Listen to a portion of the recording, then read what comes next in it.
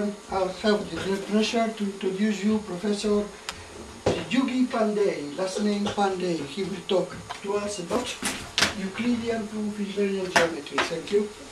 This is the first conference where I feel that language is such a problem. Otherwise, in all the other conferences, I have no problem. But here, because majority of the people are not speaking in English, and that I can understand why I have got so much problem in communicating those people. Anyway, now I start, and in the last, what I wanted to conclude is, I have to just throw some light on the path of the geometry starting from Euclidean to Finsler and Finsler to Lagrangian. And in total, in nut and shell, the whole thing will be, the foundation will be Euclidean geometry. And the first and the ground floor will be Riemannian geometry. And the first floor is the first floor is the Riemannian geometry, second floor is the Finsler geometry, third floor is the Lagrangian geometry, and fourth floor is the generalized Lagrangian geometry. And the other thing which good I have written here, I am working in Finsler geometry from last 25 years, more than 25 years, and purely on the mathematical aspect. And I was looking where to and how to apply it. And once I see all this, really I am very delighted that people are applying this. Anyway, just to see in analytical geometry, it frequently happens that the complicated algebraic relation represents simple geometric properties.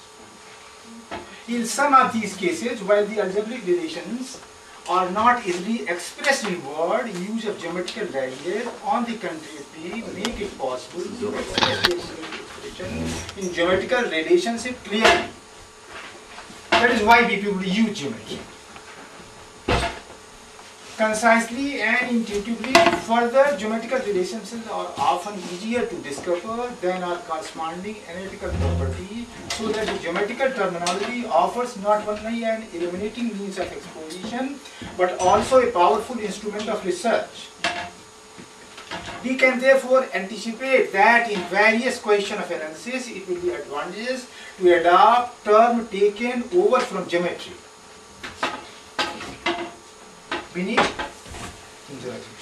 Just begins as a practical science of measurement of lands. It is possible one of the oldest branch of, all of people are aware of this. What we people do is, we must derive the ideas from the society. Once we derive the ideas from the society, then we do abstraction. Just the word relation, the word has come from the society. Then once a mathematician took it, he defined the relation between the element of two objects. Then over this, once he defined the relation among the object of two set elements, then he gives certain definition. Then with the help of the definition, he develops certain structure.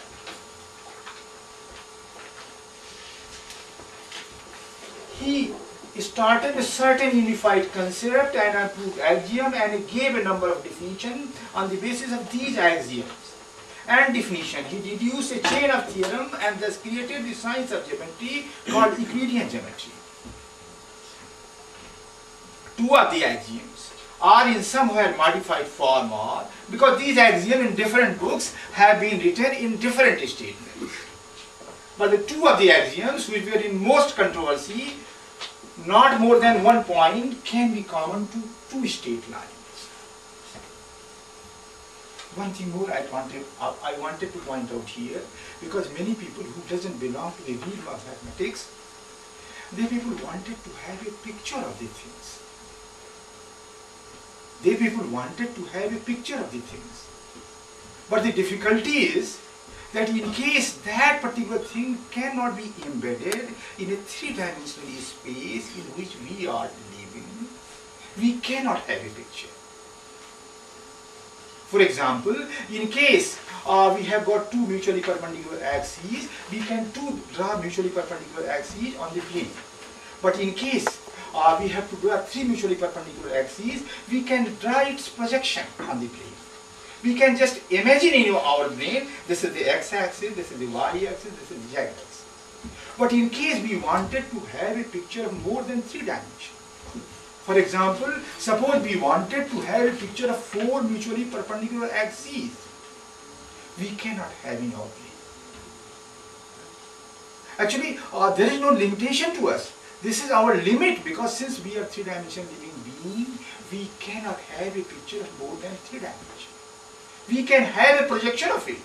Similarly, in case we go to 5 dimension, we go to 6 dimension, we go to any dimension.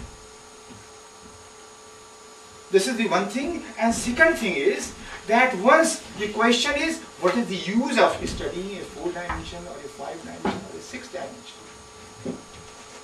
There is a use, because we are 3-dimensional living being. There may be something, there may be someone who may be 4-dimensional, that may be looking us, but we may not be in a position to look him. So we cannot rule out that there cannot be anything of 4 dimension. This is the one aspect. And the other aspect, in mathematics, when we generalize these things in 4 dimension, we people require 4 independent coordinates, 4 independent things. In 5 dimension, 5 things. In 6 dimension, 6 independent things. And 30. Yeah. The same. Once again, please. In 30 dimensions. Yeah. What I wanted to say, we are 3-dimensional living being. In case we wanted to have a picture of more than 3 dimensions, we cannot have. For example, in case I ask you that you imagine 4 mutually perpendicular axes, even in your brain, you cannot conceive it. You cannot conceive 4 mutually perpendicular axes. The reason is that we are 3-dimensional living beings. We cannot have a picture of more than 3 dimensions. We can have a projection of it. We can have a projection of 4 dimensions in 3 dimensions. We can have a projection of 5 dimensions to 4 dimensions in a 3 dimension. Because we are 3-dimensional living beings. As for the Finsbury space, in which most of the all of us are talking, the lowest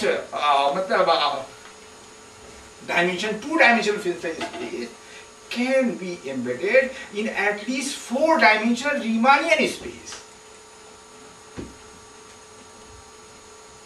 In case you people wanted to visualize these things in the Finsbury geometry at the lower level in 2 dimensions, you cannot visualize. You cannot have a picture. But once you cannot have a picture, you cannot rule out that this is not possible. Okay. Not more than one point can be common to 2 straight lines. Axiom of parallel postulate or 5th postulate. This is one of the most controversial postulates, or it is known to everybody. Given a straight line L and a point P, one and only one straight line can be drawn from P parallel to N. Just to pass it. Several scholars they made a repeated attempt to deduce V as a theorem with the help of other postulates given by Euclid. They, however, did not succeed.